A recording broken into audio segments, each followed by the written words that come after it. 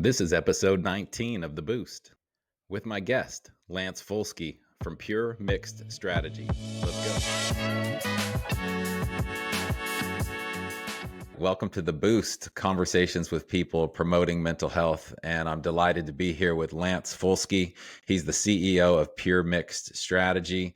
He comes with a lot of experience as a CEO and SVP of Ops from behavioral health organizations in the hospital setting and also the RTC side. So, Lance, it's awesome to have you with you today. I'm so glad you're on the show. How are you doing? I'm doing wonderful, and I appreciate the opportunity to be here. I certainly was glad to connect with you last year at the marketing conference. And ever since then, I've enjoyed watching your content, and I reached out to you because I was hoping that I could contribute in some way. Man, we've been talking here for 30 minutes ahead of time, and I guarantee anybody listening that you're going to learn something from Lance. I've learned a page full of notes from Lance. So just to set out from the beginning, who's the student and who's the master here? Lance has got just a depth and breadth of experience in the behavioral health space, and we'll get into a couple sort of tee off questions, but he made a great point, which is, yeah, you did come to the mental health marketing conference. It was awesome to meet you there. And I struggle with that just as the name of the conference. You can't call it everything and have it fit onto a website. It can't be the Behavioral Health, Mental Health, Addiction Treatment Center Marketing, Growth, and Business Development and Admissions Outcomes Conference. It's not easy to say, but there's so many segments within segments of the care and the continuum of care and what hospitals are trying to do and for profit and nonprofit. And I'd love to get into just some of your experience with all of that. But yeah, all that just to tee up for the audience that this is going to be a really cool time to learn from you. Yeah, I appreciate it. I guess we'll probably just to give some context. I'll start with the beginning. Like I had said, I got a degree as a therapist. I was hoping to be Dr. Phil. I imagined myself in a private practice. I started working I just happened upon a job because I needed one in grad school to be a tech at a psych hospital. And lo and behold, that led me down an executive leadership path to ultimately become a CEO. So I had gotten put in that path. I got moved around the country in different positions in different markets, learning all the different pathologies and levels of care throughout the Universal Health Services hospital system. So tech to CEO with Universal Health Services, CEO for a few years there. And among that journey, of course, is seeing every pathology. You've got everything from eating disorder to autism to sexually reactive children to sex offenders, adjudicated and acute, psychiatric and the substance abuse. And then moved to Tennessee for a COO as working with active duty military. And that was a really fascinating journey. And then ultimately CEO in South Dallas facility for a couple of years. Then worked with another facility with Springstone for a few years as CEO. And then worked with another facility with Sun for a year. And then was senior vice president of operations for a few years with that organization, Sun, kind of overseeing multiple hospitals and contributing to P&L and operations. And so I've pretty much had every job inside of a hospital, and I certainly have learned and honed my skills to perfect the levers of just about every metric inside of a hospital, which is kind of where we are today, as I consider myself an expert in this space of behavioral hospital and addiction treatment center space. And that is all things operations from front door to back door, clinical degree with a business acumen. So I get called on today and have projects to support facilities and supporting just about any area that they have an opportunity in, from the front door to the back door. So It's been a very cool journey, very blessed journey, and I'm anxious to see where it goes from here. Yeah. Yeah, absolutely. We were talking about the book Range, which is about how generalists thrive in a specialized society.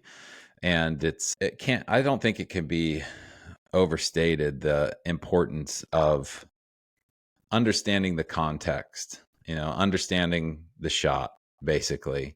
And it's one thing to roll into a new town and meet the mayor and think what's going on in town. And it's another thing to have lived there for 20, 30 years, and you know where the bodies are buried, as they say. So you've seen it from tech to executive leadership. You've seen it across different organizations, and we see moves being made in the industry, like you mentioned Springstone, which was acquired by LifePoint Hospitals. What is that acquisition signal in the market? Like, talk a little bit about how health systems and hospitals are thinking about behavioral health today. It's a fascinating topic to me, because the health systems are some of the most resourced and best positioned brands, and maybe the first call that a lot of people make. And then we have this whole other arm of behavioral health. So what is a move like that signaling that hospitals are thinking? So I think, if you kind of rewind the clock a little bit, you'd always would see, behavioral health kind of started as a way to sort of address those complicated cases in the ED. And you still see this today. A lot of medical acute care hospitals, they have maybe a wing, or they have a process to sort of triage or decant their EDs from the psych patients. This is some of their primary objectives.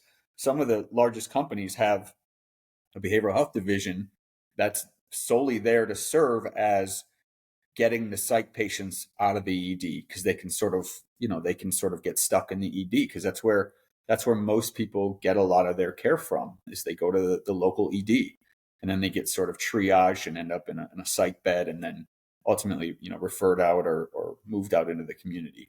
So I think you have different companies sort of take that opportunity differently. Some of them, if you get on the front side of behavioral health, if you keep people well enough, if you offer resources, you can prevent hospitalization. And then in the other way, if you kind of look at the Life Points or some of the other strategic partnerships that there are, they see it as a complementary or adjacent continuum to their level of care, which I think is more accurate. I think that's more accurate to say that these are separate. These are not interrelated necessarily. Folks that have psych or mental health or addiction issues, their medical presentation oftentimes can be a bit misaligned. Sometimes the primary reason for presentation is the psych, and you have to kind of rule that out and stabilize for that before you even get to medical, even if there is medical. So to answer your question, I think that depending on how you see that continuum, different companies see the psych piece as either a complement to their portfolio or a way to filter their portfolio, depending on how they acknowledge that in their company. So those are sort of the differentiations that I see. You've got some companies that contract with or create a behavioral health entity so that it can keep patients out of the ED because they need those beds for other things. Mm-hmm. And then you have other companies that realize that this is actually its own service line. This deserves its own service line, because this is a unique pathology by itself. So I think those are a couple of different ways to look at it, because you'll have freestanding companies like many of the ones that I've worked in, where we sort of align with the local ED, and we become their partner, because they'll say they don't have the expertise or the resources to do that, and the reimbursements are different, and the milieus are different. So those patients are not they're not the same, and that's one of the arts of creating a milieu, is the degree to which you can get a person to be in a milieu that's similar to their own pathology. The easier it is to manage. When you start mixing pathologies, whether it's and forgive me, but whether it's a gender or a substance abuse or a socioeconomic status, those are different people. Those are different presentations.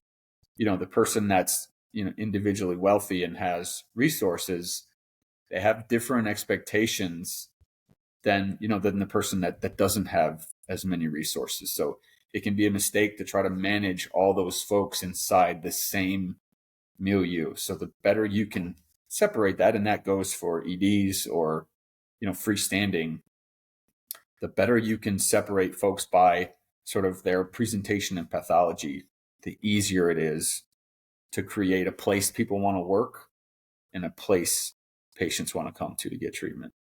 Long answer to your question, but it's great. that'll happen a lot. Yeah, and to add on to that, not just preference, but different stressors. You brought up ahead of time SDOH or social determinants of health. And I guess the question becomes somewhat about limited resources and trade-offs and opportunity costs, because how segmented do you want to get? I see this in the marketing practice of segmentation and persona development, let's say. And I've seen some of the best and brightest creative agencies out there throw hundreds of thousands of dollars into hundreds of profiles, and I don't know, sometimes it's just head scratching, and that's typically work that's not saving lives, but in this case where you're trying to do no harm and trying to find affinity and segmentation basically is another way to say that, milieu. Like, how what are the limitations that you're seeing on how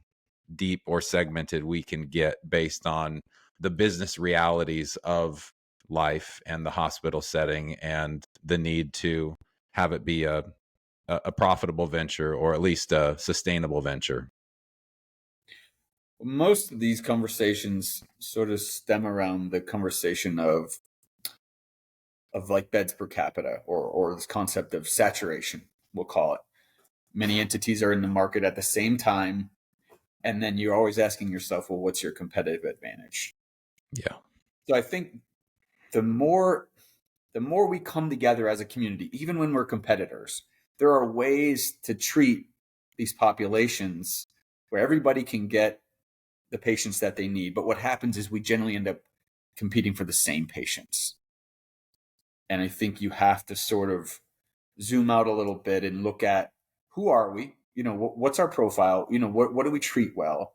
And that's based upon who your physicians are, what your resources are, your capacity, the physical plant that you have. I mean, you have to sort of choose an identity, if you will. Not to say that you can't treat all people in some way, but you're going to naturally be able to treat some people in a better way based on the location of your facility, right? If you're in the northern part of a metroplex, you're more likely to get folks in that geography. Same with the opposite. If you're in the southern part of a metroplex, you're going to get folks similar to that geography. The how you can be synergistic and create a complementary or maybe an alternative opportunity or option for the patients in that community. That's where I think there's plenty of patients, but you can't be something that you're not. Oftentimes people will go after, what's most profitable, just Sure. from like a business standpoint. We'll go after, the lowest hanging fruit is, who reimburses the most, and that's generally going to be, there's a hierarchy of reimbursement. Commercial is generally associated with being, higher reimbursement, and you've got, Medicare, and then of course there's Medicaid and managed Medicaid, and so there are obvious tiers of patients, and so most folks generally go after those that are higher reimbursed because it makes sense. And then there's also an association, of course, with there being a higher functioning milieu. If you 100% of your milieu is high functioning people with commercial insurance, then that looks a certain way. Mm-hmm. And conversely, if your milieu is lower functioning and lower socioeconomics, that milieu looks a certain way. So it's not that you can't be both. It's generally smarter to choose an identity and to sort of embrace it. And again, if you're really smart, you come together as a community, and there are ways that this facility is well positioned to go after, say, geriatric or adults, and maybe children and adolescents aren't being served. So maybe we should, you do a market analysis, you can see kind of who's going after what.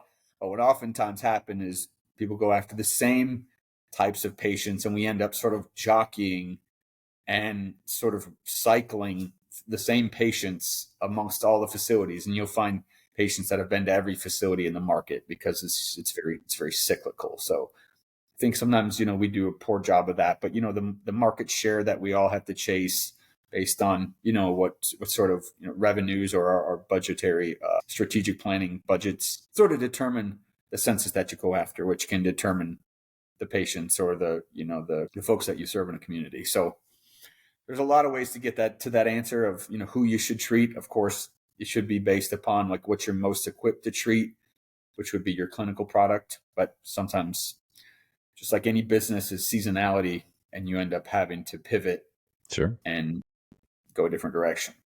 Yeah, supply and demand, and that also I think lends itself to like a continued trajectory of acquisition and merging and consolidation. And I've worked in healthcare marketing for quite a while, and I saw this happen across lots of specializations and service lines. Ophthalmology used to be like the mom and pop, you know, approach, and dentistry has been going through it, and private equity behind it, of course, which, like, to your point pre-call, the P&L and the ROI expectations are quite a bit different when you're funded through that. And you're going to be speaking at the Invest conference in October. I'm a huge fan of behavioral health business and the events they put on, and you're going to be talking with Nick Jaworski. I know for sure, I forget all the panelists, but about sort of growth and marketing. And that's kind of where my head has been at. Of course, there's access challenges, of course there's payment challenges, but there's kind of a paradox too, because you just made a point about, we're kind of going after the same patient. So at the end of the day, the Peter Drucker thought is there's marketing and there's innovation and everything is cost otherwise. So where do you see marketing really needing to level up and improve, and where do you see marketing as a waste? Like, where do you see the dollars sort of being thrown away based on just the reality of market conditions? So the one would be, where do you see either we need to continue to improve or grow marketing because of market dynamics, and then where do you see just sort of money going down the drain? Yeah, so this is a great debate, and I'm sure a lot of people have a lot of opinions about it. Yeah.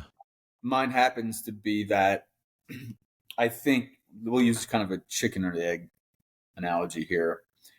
I think that your clinical product has to be sound. I think I always use this phrase: you have to start inside the walls. The folks that are out in the community talking about what you're doing, if what's going on inside the wall isn't sound, if you don't have a good clinical product, then I think the business development or marketing team, they can only do so much to sort of keep those relationships fluid, or to pacify folks that are not happy with the outcomes of people having gone through your program. So I always argue that has to come first.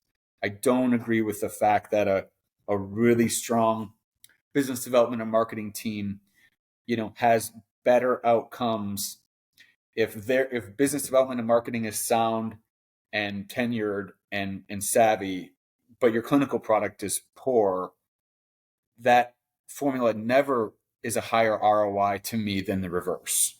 Mm-hmm. The reverse is that you have a sound clinical product, and then by virtue of people getting better, there's a residual effect of that in your market. And if you're good at what you do, that you don't have to be as good at marketing per se. You don't need to be out there with banners and billboards and sign spinners if you have a good product. That is the core to me. And sometimes, people disagree with me. There are obviously some great metrics and resources that you need to put into marketing, right? And if nobody knows we're there, then it doesn't matter how good our product is. And there's certainly a digital strategy that supports a lot of our effort, because that's how today's generation finds goods and services, is through the internet. So, it's an and both. It's an and both. Your product inside the walls has got to be good. It's got to be, sound clinically. It's got to be a program where people get better. It's got to be, and then if it's a program where people get better, then people will want to work there. And if people will want to work there, then people will want to get treatment there, and so on and so forth. But I think that always has to come first, as opposed to people can kind of spend a lot of money on the marketing team and at marketing events, out there talking about what they think that we do. And there's often a disconnect there. Often we've got folks that are out there talking about our program, but they've never sat in a group and they don't necessarily know the intricacies of a day in the life of a patient, but they can have those relationships sometimes. So I always argue, as an operations person, my the core focus is inside the walls first. That it's got to be a sound clinical product. Otherwise, what are you selling? What are you marketing? So we can do the ad spend and the digital strategy, and we can be at all, go to the Chamber of Commerce and sit on all the initiatives in the community. We can do all that, and that's fine. But if inside the walls isn't sound, what are you selling? What a So I think common that is a universal truth too. I mean, it can apply to so many businesses or industries, and you see those organizations absolutely propped up with marketing, and it's like a hollow egg inside. Once you experience the brand promise versus the brand experience, and I think that's one useful definition of brand is what you're promising you'll experience once you get inside the doors or inside the store or whatever it is. So, but you do also see, the you build it and they will come approach can be squared. I think the impact can be squared, and I kind of like reference it on an XY axis. Like you can sort of raise the drawbridge of an operationally sound organization to actually square the results. But if it's all marketing and there's nothing underneath that, then it just kind of falls. But I think that's where organizations take ground, really, is those two horses, pulling the chariot of marketing and operations. And it has to be balanced, because if your operations are just way outshining your growth strategy, then you're burning capital on underutilization. And then if your marketing is just burning bridges and there's no clinical backbone to it, then, or poor backbone to it, then that's just as the bad of a problem. So what about outcomes though? You mentioned outcomes. Where are sort of the gains? What's their general take on what seems like an still evolving conversation around efficacy and outcomes in this industry and the work we're doing? I think it's the right conversation to be having about outcomes, not just that patients are in our treatment, but how are we doing and how do you prove it? I mean, I think that's the right conversation. It's still a bit loose.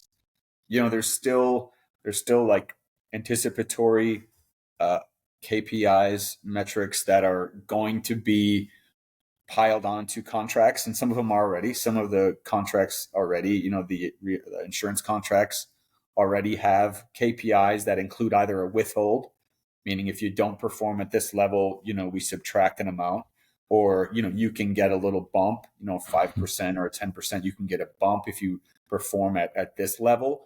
So I think that's the right conversation to have around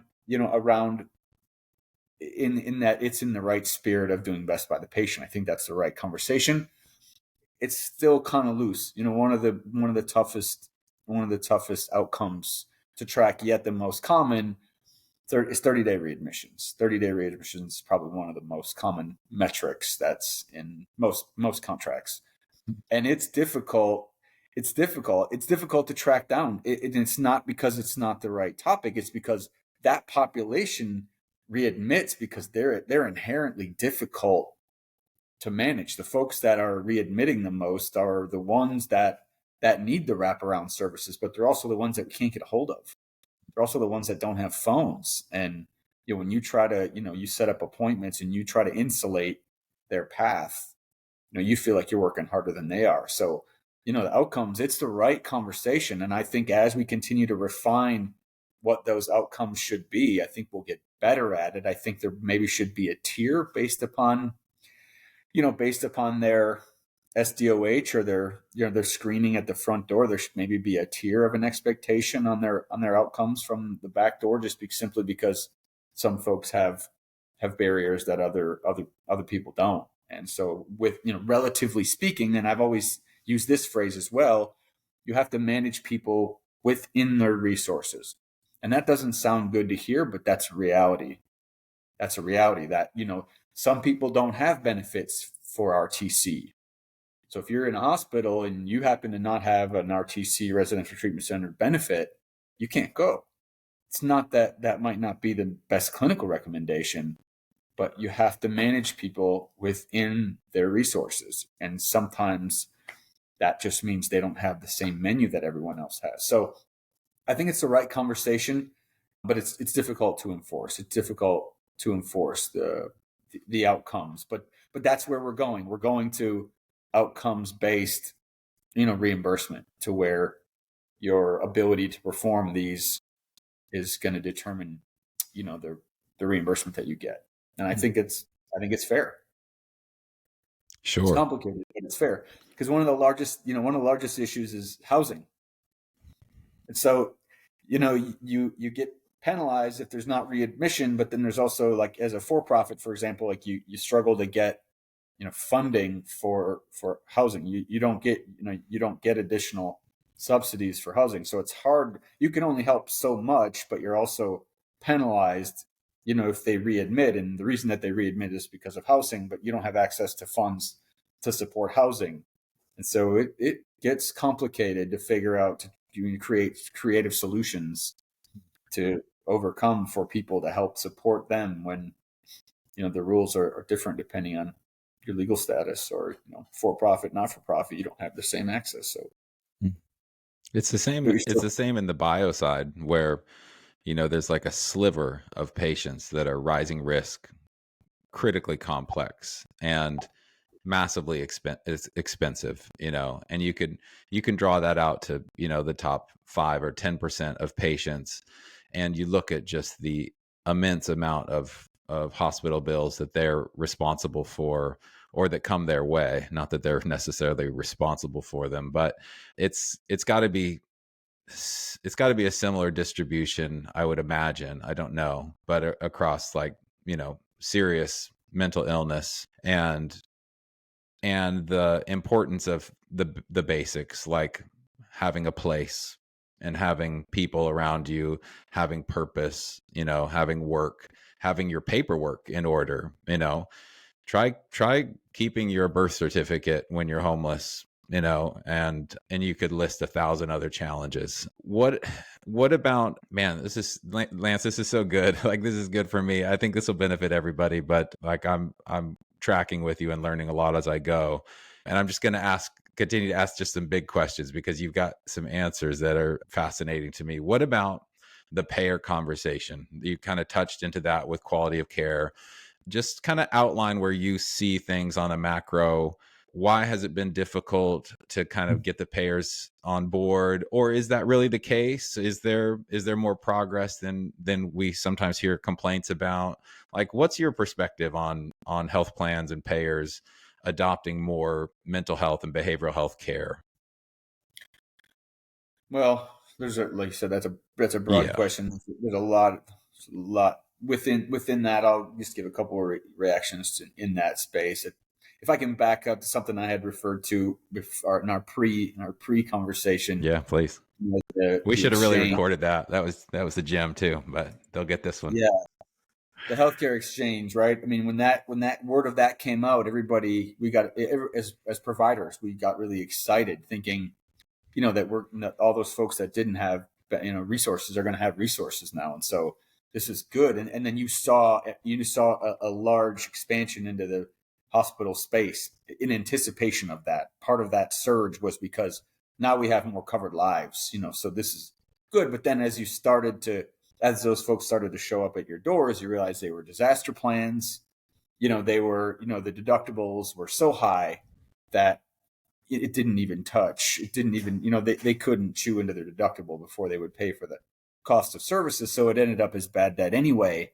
And so you still were left in that same situation where, yes, they have insurance, but it's actually not helpful to them until, unless it's a disaster. Hmm. So that was sort of, those were mixed feelings about having those benefits in that way. So I think that sort of set the tone in the recent past around just some of the mistrust. It's always been there a little bit, but as move ahead 10 years, and so today I think what we're seeing is there's a lot more types of plans that are being offered that are competitive with commercial plans, and so there's a lot of different options that people have.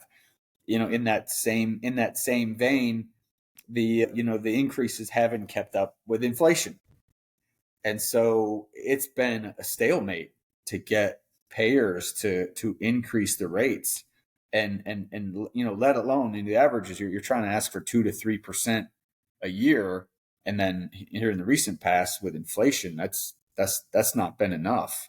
And there's not been, good, bad, or indifferent, there's not been like willingness. There's not like the payer is never leading the conversation on, we think we should have an adjustment here. They're never leading that conversation. So now you're sort of looking at your margins, and you have to look inside your P&L and say, well, where's this coming from then? And then simultaneously, wages go up, right? Because the shift in the labor pool, so wages are up. Inflation's obviously up, but the reimbursement isn't keeping up. So then, that erodes your margins, which some people might not find that interesting, but I mean, that is how hospitals and clinics stay alive, is on those margins. And so when you start to cut into that, that's when you have to make those adjustments where once upon a time your staffing ratio might be a 1 to 10. Now you got to go to 1 to 12, which might seem minuscule to some people. But I mean, that's the difference between, someone being watched that's on the higher level of care, and not, because you don't have the bodies, because you had to increase that ratio. So there's been some pretty dramatic moves from some of the larger players in the space to sort of jockey for network adequacy, where the payers are saying, we're not giving them, you're not getting a raise, you're not getting this much. And then they have to threaten to say, well, then we'll just pull out of, and then your constituents, your members will be out of network and then can't get served here. And there's this sort of back and forth of, the cycle of where patients can go then. So it's been ugly. You'd like to think that it's become more collaborative with some of the outcomes, but, in the last several years, it's, there's been concepts like at risk, where you sort of go into a partnership with a payer and say, I have these outcomes, therefore I should be able to leverage my outcomes and get a better rate. But it's not been that collegial. I mean, you'd like to think that we're all in this together, but I assure you, it generally doesn't feel that way when you're running the business, when you're calling that insurance to say one of your members shows up here and they need treatment, and you're sort of having to play chess with them to get medical necessity criteria, and you've got the person on the other end of the phone, and you're describing a lethal event, and they're sort of challenging, well, how lethal is it, and when did it happen? So there's a it can be adversarial at times, the relationship between payer and provider. So I wish we were more successful and more progressive. There are some relationships that are more collegial than others, but in a lot of ways they seem to be pretty far apart, and we're sort of battling the economics of inflation against their margins. And you can tell, and it feels that way.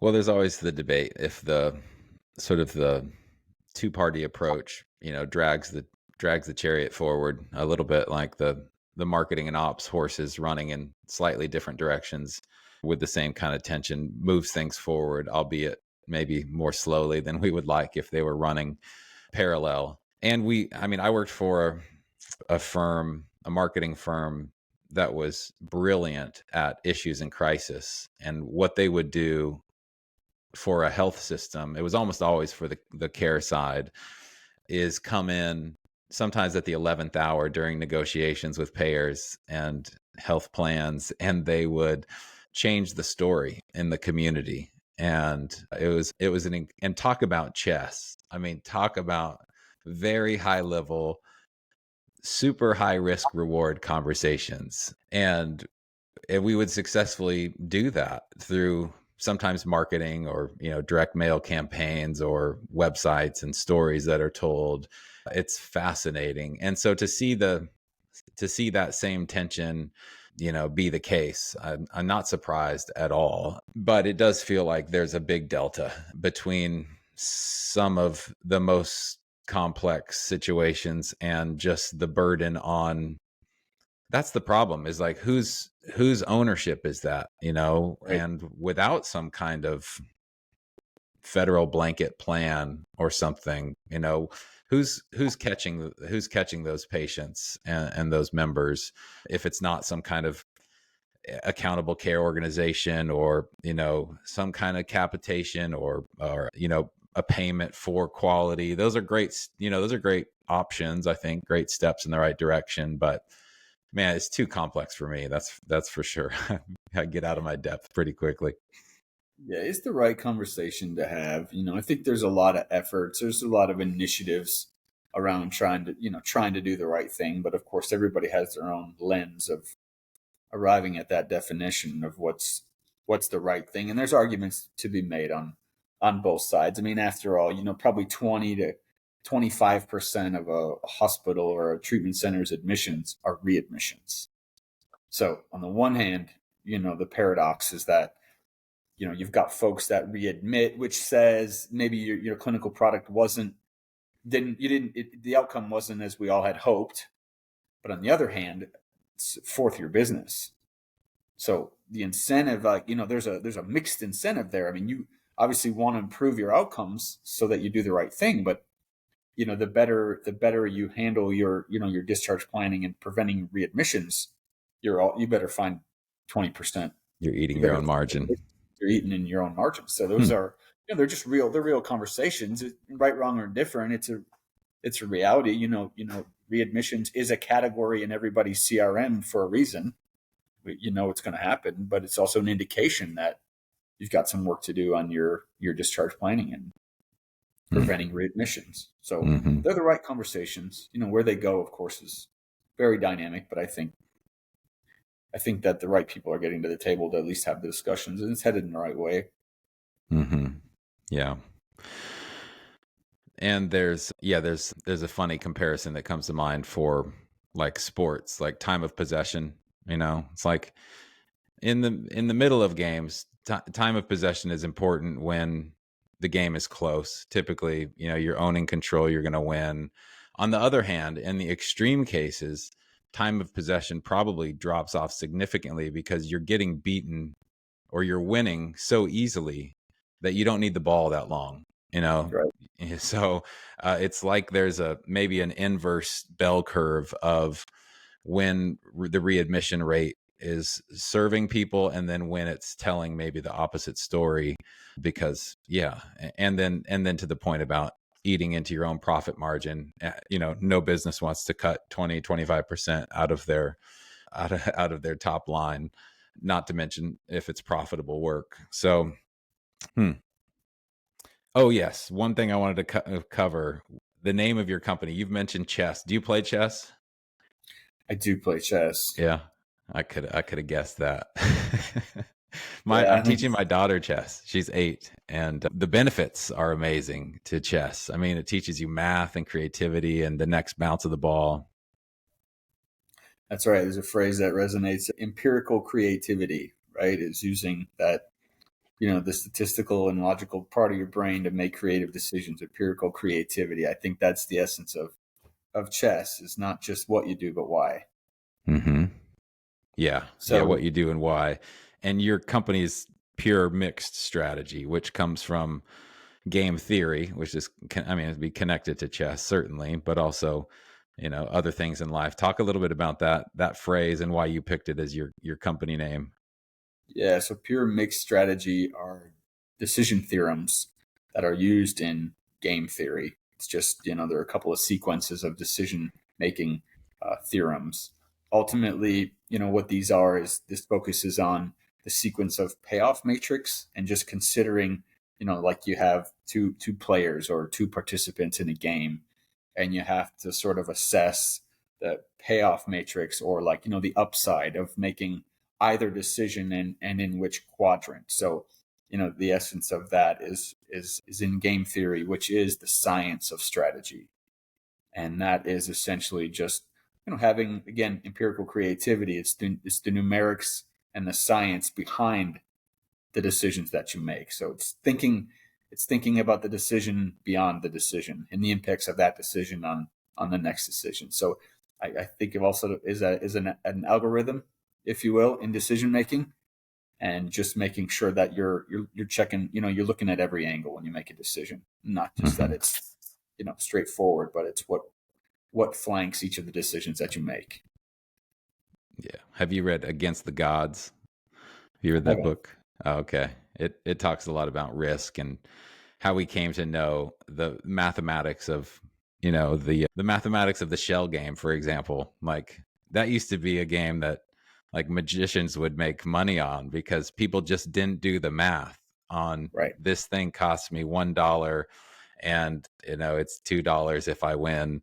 And on average the guy who's doing the game is going to win 2 out of 3 times. And it's just like it's just like we're not necessarily so aware of how mathematics can play into how we square our opportunities. We were talking earlier about that book Range, and the example that comes to my mind is, yeah, 1 times 100 is very different than 2 times 99. You just subtract one number from one and add it to the other, but you're like almost doubled up.